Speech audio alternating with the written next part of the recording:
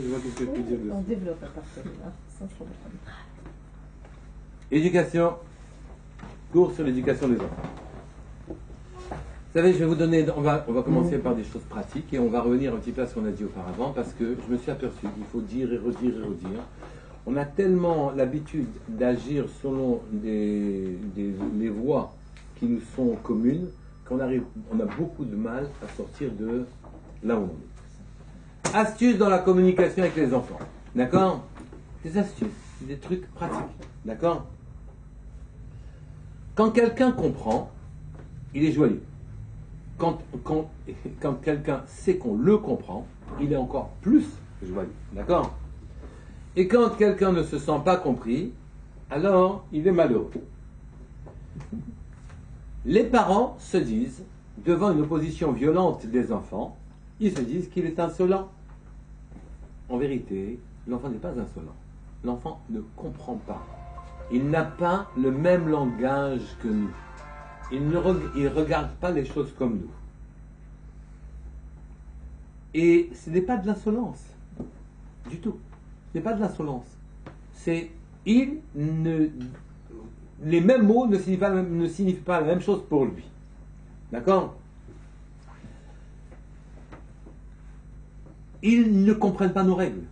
Nous parlons en fonction d'une compréhension de la vie. Eux, ils ne comprennent pas nos règles. Ils ne les comprennent pas encore. D'accord? Ou bien, les règles qu'on leur a mises, ils les ont oubliées. Ou bien, ils sont plongés en train de jouer en eux-mêmes. D'accord? Ou bien, pire que ça, ils ne se sentent pas capables de faire ce que vous leur demandez de faire. Avant de considérer que votre enfant est insolent, avant de considérer, demandez-vous, est-ce qu'il a compris ce que vous voulez? C'est pas évident. Ensuite, est-ce qu'il n'avait pas la tête ailleurs, il n'est pas occupé à quelque chose? Ensuite, est-ce qu'il n'a pas oublié ce que vous lui avez dit, que donc à ce moment-là, il ne peut pas le faire? Et enfin, demandez-vous s'il a tout compris, il est là, il sait où il en est. Mais il a peur, il ne se sent pas capable de faire ce que vous dites. D'accord? Et à ce moment-là, vous voyez que vous provoquez de l'insolence simplement comme réplique à votre sollicitation. Il ne comprend pas, il n'est pas là, etc. Vous êtes en train de vous adresser à quelqu'un, ce n'est pas un adulte que vous avez en face de vous. Encore et encore, je vous répondrai, les enfants ne sont pas des êtres responsables, c'est vous qui êtes responsable de la situation. Attention aussi, quand vous prenez la mauvaise habitude de considérer qu'il est insolent et que vous réagissez à l'enfant, vous êtes en train de lui donner un pli. Il va devenir insolent pour de vrai. Vous aurez raison. À un moment, à force de ne pas se soucier de sa compréhension, de ne pas regarder ce qu'il est en train de faire, peut-être qu'il n'est pas là, oui, de ne pas vous demander s'il ne se sent pas, il n'est pas complexé, il ne se sent pas incapable de faire cette chose-là, il réagit pour pouvoir exister, et ça devient, l'insolence devient un pli et une réplique naturelle chez lui. Et donc c'est les parents qui rendent des enfants insolents d'une certaine manière, dans un premier temps. Après ils le sont, d'accord? Alors, comment exprimer une demande à un enfant? Il faut l'exprimer simplement. Il faut ramasser le manteau. Point à la ligne. Oui, et pas, oui, ou bien tes mains doivent être lavées et propres. Et pas, voilà. Une paracha. Et pas, voilà. C'est encore insupportable. Oui, oui, ça n'en finit pas les histoires avec toi. C'est toujours pareil. Ou bien, pire que ça. C'est quoi ces manteaux par terre? Oui. Et le gosse qui vous répond, ben, ce sont des manteaux.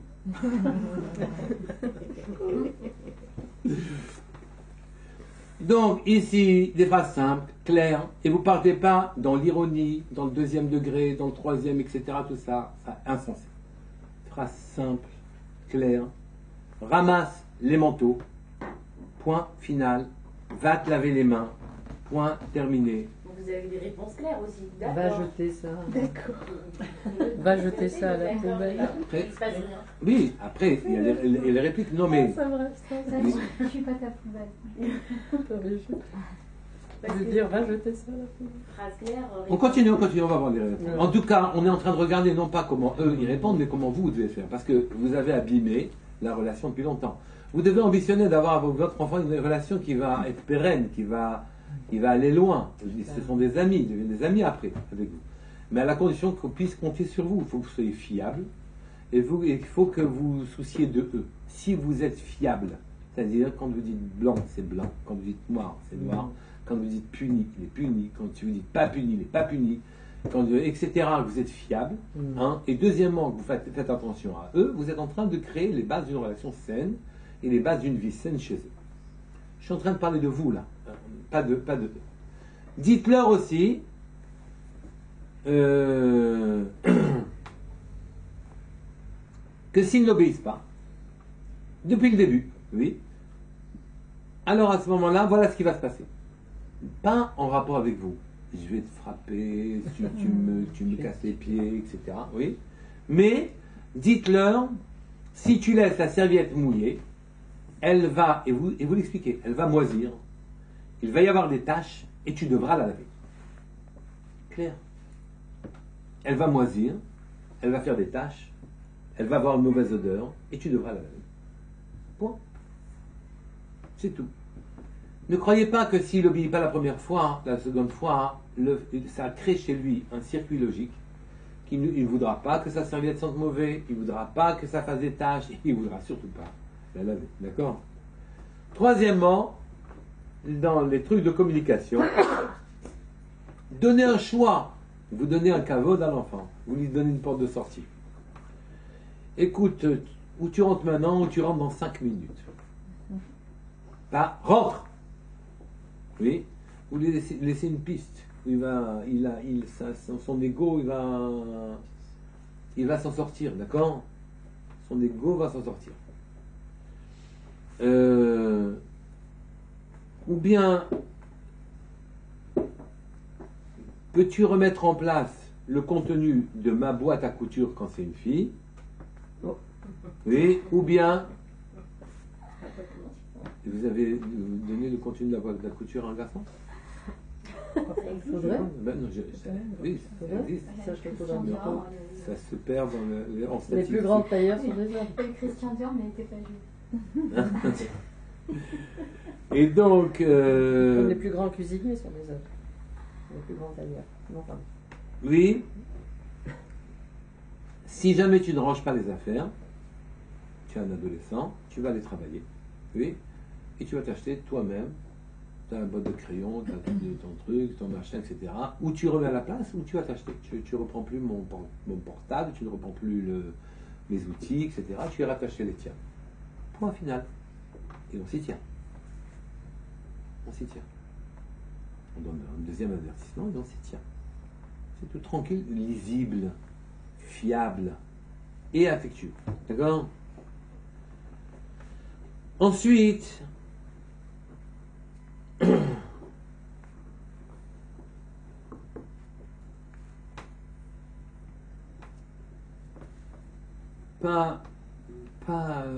voilà.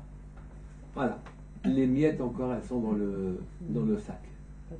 Voilà, c'était sûr. Oui. Mais, enlève. Je dis la vérité, non?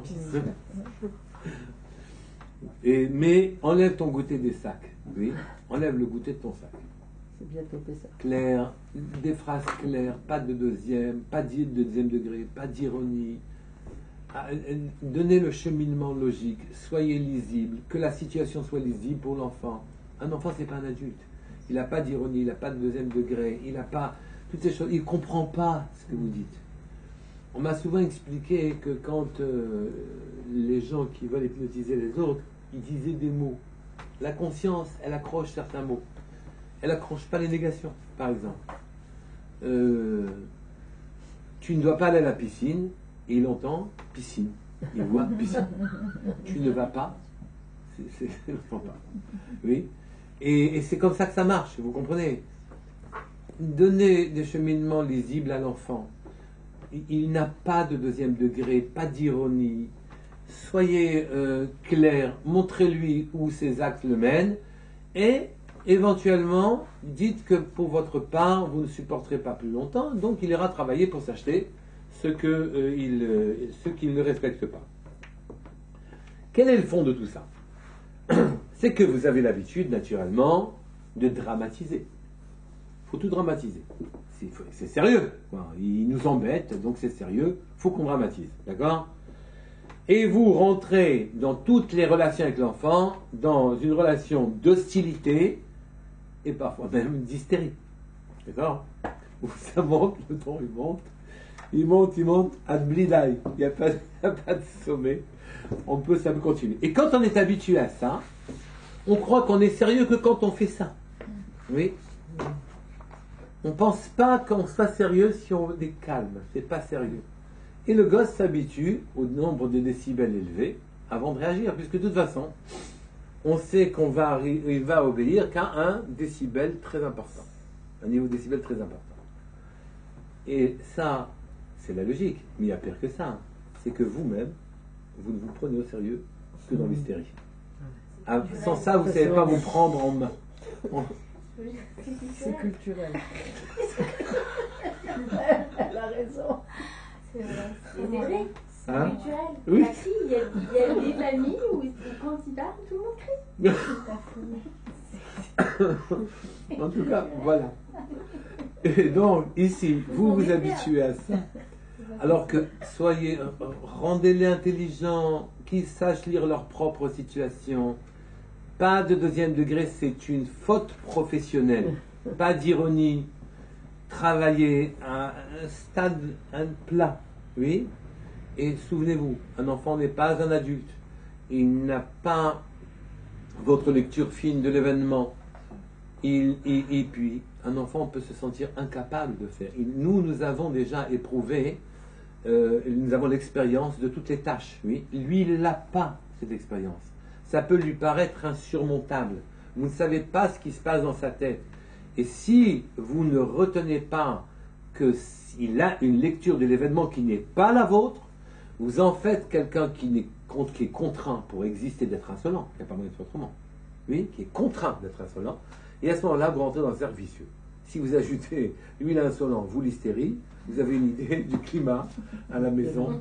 Et c'est un défaut que tout le monde a. Hein. C'est les hommes, les femmes, personne n'échappe à ce truc-là si jamais il ne se prend pas calmement. D'accord? Quel est le modèle de base de toute communication? Oui, sérieux, stabilité de notre côté. Sérieux, stabilité, fiabilité. Premièrement, et se sentir concerné. Vous ne pouvez pas échapper à ça. Vous devez aborder l'enfant en étant fiable, donc compétent, vous savez ce que ça veut dire. Oui. Et lui accorder pour de vrai, je ne sais même pas comment dire, pour lui accorder son importance. Se mettre à sa place. Se mettre pour de vrai à sa place. Si j'étais à sa place, je n'ai pas la même taille, je n'ai pas la même force, je n'ai pas la même compréhension. Et donc je me mets à sa place. Oui. Il faut qu'il sente que vous êtes à sa place. Oui. Quand un enfant parle, si c'était un adulte, bon, maintenant les adultes on ne les écoute pas non plus. Mais normalement, quand c'est un adulte, on écoute ce qu'il dit. D'accord? Un enfant aussi, on écoute ce qu'il dit. Oui, mais Raph, on ne peut écouter un enfant en le mettant à sa place que si soi-même on est à notre place. Souvent, c'est parce que l'adulte n'est pas à la bonne place qu'il n'a pas la bonne communication. Parce que lui-même n'est pas à sa place. Je vois que je dois répéter le principe. Ça fait 4 fois que je le répète, je crois que je n'arrive pas à le faire. Non, mais c'est ça, c'est que lui n'est pas à sa place. Oui, très bien. Mais en vérité, l'adulte, je ne suis pas à ma place en tant qu'adulte, parce que je n'accorde pas non plus sa place à l'enfant. Mon éducation a été faite par mon père, ma mère, mon milieu. Ensuite, je suis devenu indépendant. J'ai plus d'éducation. Vous savez comment je regarde ma vie, comment je fais évoluer ma vie, en fonction de ceux que je dois, ceux auprès desquels j'ai une contribution à fournir. Et donc, ma vie se poursuit avec eux. Si je crois que j'ai une vie indépendante et que donc j'essaye de me soigner de manière indépendante, j'y arriverai pas. Par contre, si j'ai une excellente relation, pour simplifier, avec mes enfants et avec ma femme, oui, et qu'ils ont une bonne relation avec moi, progressivement, je me soigne de mes défauts et de mon indépendance, des défauts de mon indépendance. Je l'ai dit et redit. Le problème que l'on a. On est ensemble. Oui, on se construit ensemble. Oui. Ça Non, mais c'est toute relation. Non. Mais j'ai remarqué que je n'arrivais pas à la faire passer, cette idée-là. En vérité, tout ce qui nous arrive, on lui accorde de l'importance. Tout ce qui nous arrive, on lui accorde de l'importance parce que c'est des événements qui sont en rapport, qui nous affectent directement. Mais quand il s'agit de nos enfants, alors que ça nous affecte, ça nous gêne, etc., on ne les regarde pas comme des événements normaux. J'accorde plus de... J'ai plus de lecture, de lisibilité. Même un policier qui m'arrête pour me demander mes papiers, je dis attends, il s'est passé quelque chose, j'accorde pas d'attention à un enfant. Je veux bien lui dédier, parce que je suis un homme de devoir, je veux bien lui dédier du temps, du souci, etc. Mais c'est lui, c'est pas moi. C'est lui que je suis en train d'éduquer, c'est pas moi. Ça c'est la faute. La faute, elle est là. C'est qu'en vérité, c'est ma vie que je suis en train de régler dans ma relation avec l'enfant. Cet enfant, il est né chez moi, il est né pour lui, mais il est né pour moi, chez moi. Il est né pour les deux. Je me suis marié avec cette femme, elle est née pour moi, et je suis né pour elle, elle est née pour moi. Et que donc, rien n'est au hasard. Ce qui arrive, c'est bien. Ma relation avec mon enfant, j'ai tendance à la regarder comme un devoir, comme le devoir de vacances, comme le devoir pas de vacances, le devoir... pas en somme, je suis obligé de faire mes devoirs de 5 à 7 et puis après je joue au foot. Mais non, ma vie, c'est un événement de construction de ma propre vie qu'on m'offre en me mettant un enfant comme ça ou comme ça ou comme ça. Un enfant insolent, un petit tyran, c'est une braque. Mais ça, c'est déjà de penser comme ça, c'est qu'on est déjà à un niveau de compréhension des choses. Ça, oui, mais là, c'est un idéal. Mais dans la vie... Oui, non, c'est la vie de... Mais bien sûr, Daniel, c'est la vie de... encore une fois, ça veut dire c'est un idéal, ça alors, je ne le fais pas. Il n'y aurait aucun problème d'éducation si les gens étaient comme ça. Donc ça, c'est un idéal. Non, mais on se règle, oui, exactement. On se règle progressivement. Il faut déjà être suffisamment intelligent pour savoir que ce qui nous arrive, c'est notre école. Oui. Ça d'accord. Mais justement, si ça se passe si mal dans toutes les familles, aussi bien entre les couples qu'avec les enfants, c'est bien parce que les gens eux-mêmes n'ont pas fait en amont un travail pour occuper leur place et qu'ils sont eux-mêmes nés de parents qui leur... Mais Daniel, donc, mais l'enfant te permet d'être à ta place. oui, non, Daniel, mais ça, pour le mais non, mais comprendre Daniel, déjà, il faut déjà non, mais Daniel, avoir le la problème. Sinon, on n'en Deux serait pas secondes. Si c'était déjà Deux arrivé. secondes. Ma place, je ne peux pas la trouver tout seul. Bien sûr. C'est-à-dire, Ils sont déjà décalés, mon les gens, indication pour ma place, je Ils l'ai n'ont devant, même en pas- face de moi. Et rien n'est statique, ça bouge sans arrêt. Donc je Bien suis tout le sûr, temps en mais- train de Voilà. me Déjà, modifier. pour penser les choses comme ça, il faut déjà avoir un certain niveau. Pour penser que toutes les relations me construisent moi. Que ce soit mon enfant, ma femme, mes collègues, mon patron, etc. Donc déjà, pour penser ça comme ça, il faut déjà avoir un certain niveau. Donc Mais c'est si pas je le cas sors de tout de le là, monde. comment je vais Mais- le construire? Bon, mais c'est le pourquoi de votre cours. Oui. C'est-à-dire que si il y a tant de cours sur l'éducation, c'est bien parce que ça va pas de soi de penser comme ça. Non, ça va pas. Mais comprenez non, parce que Donc, c'est le ça- même problème. Nous Non, sommes parce que les gens sont déjà des êtres sous cassés l'empire eux-mêmes. des 4 empires. Et ils veulent se départir de toute divinité. Oui, C'est ça. avoir une Quand on indépendance essaie de totale. mélocrime, J'ai rempli mon on devoir. agit Moi, écoute, tu sais, le devoir, ça suffit. Hein, terminé. À 8 heures, c'est bon. Terminé, jusqu'à quand? Oui. Ou bien, et ainsi de suite. Mais c'est ma vie. C'est ma vie qui est en train de... Est-ce qu'on doit se servir des 4 instruments du Rambam? On laisse. Déborah, tu peux me passer dans le contrat. J'ai oublié d'en parler. Est-ce qu'on doit se servir des 4 instruments du Rambam? Oui, bien sûr. Bien sûr. Bien sûr. Et en sachant que c'est de tout petits instruments Bien sûr. et que nous en avons des milliers d'autres que nous n'avons pas dévoilés. Quand on vous dit les quelques raisonnements scientifiques que vous avez, vous savez qu'on évolue avec des raisonnements, des logiques. Eh bien, nous avons 32 logiques. 32 logiques qui sont... C'est pour ça qu'on a 32 dedans. Ouais. 32 logiques qui, effectivement... Alors maintenant, nous savons qu'il ne faut pas... D'abord, on doit utiliser les instruments que l'on a à disposition dans notre logique, notre compréhension, etc. Mais il faut savoir que c'est pas l'oméga. C'est pas de l'alef à taf, hein. Il y en a bien d'autres, etc. Mais en tout cas, la première des choses, c'est que je ne peux pas me mettre à ma place tout seul. Ma place est forcément Dans dans un truc. Alors après, je navigue comme je peux. Je vis dans l'à peu près, mais avec une ambition de m'inscrire. Il faut avoir une ambition très claire de m'inscrire dans une relation avec ce qui m'entoure. D'accord? Donc je reprends. L'enfant, il a besoin de fiabilité et il a besoin de stabilité, sérieux.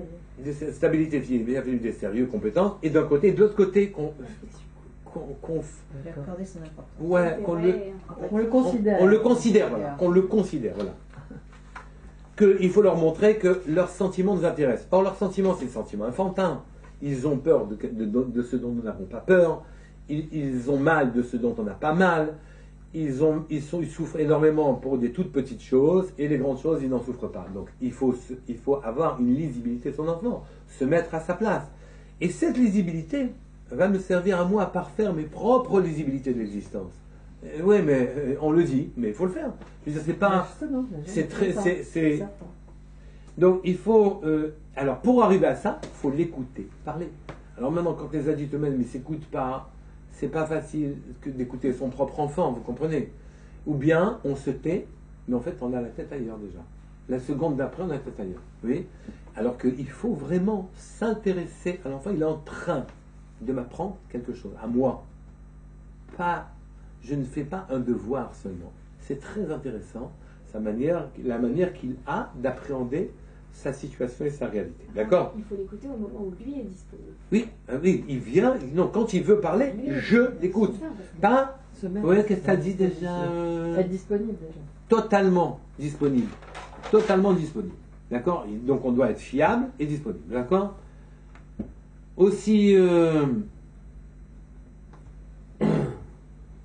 se mettre à son âge, c'est-à-dire se mettre à sa place totalement, de manière à comprendre ce qu'il en est. Deuxièmement, il faut encourager. D'accord? Faire sentir, premièrement, donc, à l'enfant qu'on l'a compris. Il faut qu'il comprenne qu'on l'ait compris. Hein. Il ne faut pas faire l'économie de cette disposition. Inscrire dans la tête de l'enfant, il voit qu'on l'a compris. Deuxièmement, l'encourager. Donc tu m'as donné des détails, donne-moi encore d'autres détails. Faire parler. Lui faire sortir ce qu'il a dans le ventre. D'accord? Montrer qu'on veut partager sa vie avec lui. Troisièmement, oui, s'il n'est pas soulagé encore par notre attitude, c'est-à-dire il vient, il a peur d'un tel, des enfants l'embêtent dans une classe, une fille, sa meilleure amie l'a fait souffrir, des choses comme ça. Les problèmes que tout le monde a en tant qu'enfant et en tant qu'adulte aussi. D'accord? Donc, la douleur, on n'a pas réussi en l'écoutant, à la lui enlever en l'écoutant, on n'a pas réussi à la lui enlever en montrant qu'on partage sa douleur, qu'on est avec lui, il reste quand même cette lourdeur-là, d'accord? Alors, on lui dit, mais qu'est-ce que tu proposes comme solution? Qu'est-ce que tu penses? Tu t'énerves trop facilement et ça t'amène beaucoup de soucis. Qu'est-ce que tu proposes pour ne plus te courroucer, te mettre en colère, d'accord? Et on essaye de le mettre sur les pistes de ses propres solutions. Si jamais il n'y arrive pas, on lui propose délicatement nos solutions. Et on ne le rend pas dépendant de nous, de manière à ce qu'il ne perde pas la considération qu'il a pour lui et le fait qu'il se sente capable de porter de solutions aussi. Oui? Ensuite, une fois qu'on a fini, donc premièrement, transparence, il parle, on écoute. Deuxièmement, on encourage et on montre qu'on partage. Troisièmement, on lui fait sortir des solutions ou on lui en propose des autres. Et quatrièmement, on lui manifeste notre affection. C'est clair que vous suivez ces quatre étapes de manière à ce qu'elles deviennent quasiment mécaniques. Et l'enfant va en profiter, et vous, surtout, ça va être plus facile pour vous si vous faites les choses de manière mécanique. Vous prenez cette habitude-là. Qu'est-ce qu'on doit éviter? Qu'est-ce qui bloque la communication? Plein de choses que l'on fait, sans arrêt. D'accord? Vous avez une tempête de sentiments en face de vous. Oui? Vous croyez que vous allez la calmer facilement? Ne commencez pas par dire, tu sais quoi, je vais te dire ce que tu dois faire. Pourquoi? Parce que je n'ai pas la patience d'écouter. On va aller directement aux solutions. Oui, il est chez vous, pas pour les solutions, il est aussi pour les solutions. Mais il est chez vous pour que quelqu'un partage sa peine, que quelqu'un l'écoute, que quelqu'un le comprenne. Donc si vous lui envoyez les solutions, tu sais quoi, je vais te donner un conseil, tu vas comprendre, ça va marcher tout de suite, ça veut dire tais-toi. Vous le laissez avec sa tempête personnelle, il ne s'en sort pas. Ces conseils sont valables tout à fait aussi pour des adultes. Il n'y a aucun problème. Oui. Ne croyez pas que quelqu'un qui vient avec sa tempête de sentiments, vous allez le calmer, tu sais quoi, je vais te donner le conseil, ça va aller. Il ne cherche pas le conseil, il cherche à ce qu'on l'écoute. D'accord? Ensuite, deuxièmement, ne pas le heurter. Oui, il vous fatigue. C'est quoi? T'as tort. Voilà. Il a peut-être tort, par ailleurs. Hein. Il a totalement tort. Mais on est en train de parler d'une tempête de sentiments. Il faut qu'on la calme. Oui. Qu'il ait tort. Peut-être qu'il a totalement tort, d'ailleurs. Mais vous ne commencez pas par lui dire t'as tort. Donc tu mets un blocage, un heurt à une tempête. Oui. Ça n'a pas de sens. Tu dois avaler le sentiment, le décrypter, le découper, apporter des solutions. Pas heurter. Et pire que ça, tu sais que tu n'as pas raison. C'est pas t'as pas raison. Tu sais que tu n'as pas raison. Oui.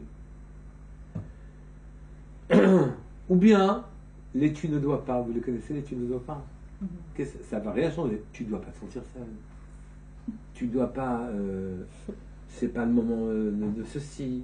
Il est en train, il porte le monde sur ses épaules là maintenant. Et tu lui dis, tu ne dois pas être énervé. Devant un homme qui est devant une personne qui est hors d'elle, quoi. Et tu ne dois pas être énervé. C'est ça. Tu ne dois pas avoir peur. Ce que tu fais ne sert à rien. Tout cette tempête de sentiments, ça ne sert à rien. Voilà. Ça, c'est les problèmes de communication que nous avons tous. Ou bien l'accusation. En fait, c'est toi qui es responsable. C'est ta faute, tout ça. Oui, c'est ta faute. Ou bien pire que ça, je te l'avais déjà dit et tu ne m'as pas écouté. Voilà.